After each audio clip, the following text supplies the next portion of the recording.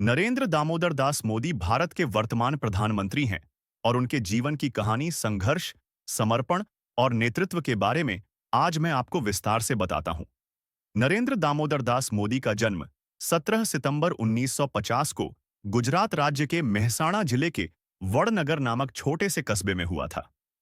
उनके पिता का नाम दामोदर दास मूलचंद मोदी और माता का नाम हीराबेन मोदी था। उनका परिवार आर्थिक रूप से कमजोर था और बचपन में वे अपने पिता की चाय की दुकान पर सहायता करते थे, जिससे उनका गुजर बसर चलता था।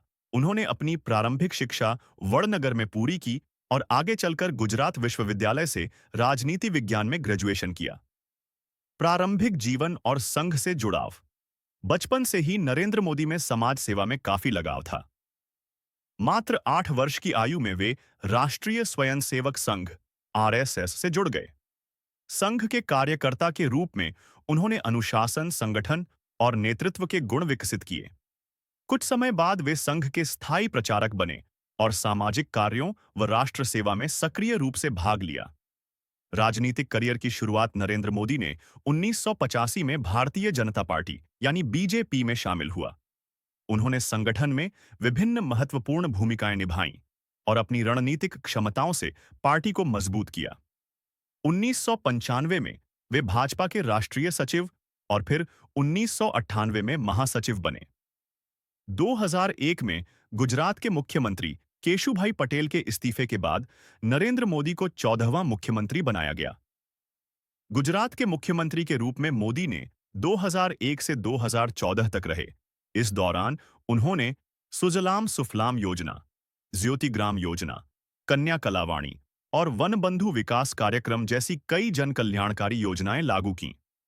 उनके नेतृत्व में गुजरात को विकास की नई ऊंचाइयों तक पहुंचाया गया, जिसके कारण उन्हें विकास पुरुष कहा जाता है। भारत के प्रधानमंत्री के रूप में 26 मई 2014 को नरेंद्र मोदी ने भारत के 14वें प्रधानमंत्री के रूप में शपथ ली।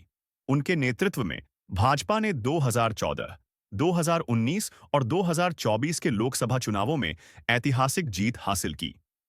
वे भारत के पहले प्रधानमंत्री हैं जिनका जन्म भारत के स्वतंत्रता के बाद हुआ है। प्रधानमंत्री बनने के बाद उन्होंने मेक इन इंडिया, स्वच्छ भारत अभियान, डिजिटल इंडिया, आत्मनिर्भर भारत, प्रधानमंत्री जन धन योजना और उज्ज्वला योजना जैसी अनेक योजनाएं शुरू की, जिन्होंने करोड़ों भारतीयों के जीवन को प्रभावित किया।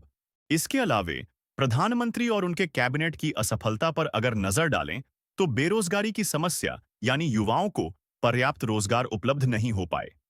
वादे के बावजूद बेरोजगारी दर लगातार बढ़ती चली गई। आर्थिक वृद्धि की गति धीमी रही। कई योजनाएं जैसे नोटबंदी, जीएसटी का कार्यान्वयन असफल या विवादित रहा। किसानों की आय दोगुनी करना और कृषि सुधार के वादों को कार्य रूप में लाना सफल नहीं रहा, जिससे किसानों में काफी असंतोष दिखा। पड़ोसी देशों के संबंधों में तनाव जैसे चीन, नेपाल आदि कूटनीतिक साझेदारियों में अपेक्षित सफलता नहीं मिली।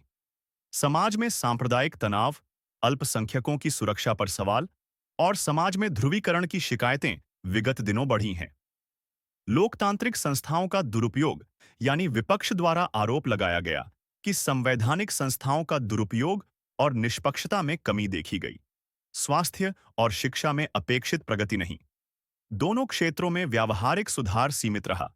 विशेषकर सरकारी शिक्षा व हेल्थ केयर व्यवस्था में उम्मीद पूर्वक सुधार नहीं हुआ। Make in India, skill development, सांसद आदर्श ग्राम योजना आदि कई प्रमुख सरकारी योजनाएं का परिणाम जमीनी स्तर पर सुचारू रूप से नहीं दिखा। बढ़ती महंगाई और पेट्रोल डीजल कीमतें को नियंत्रित करने में सरकार प्रभावी नहीं रही।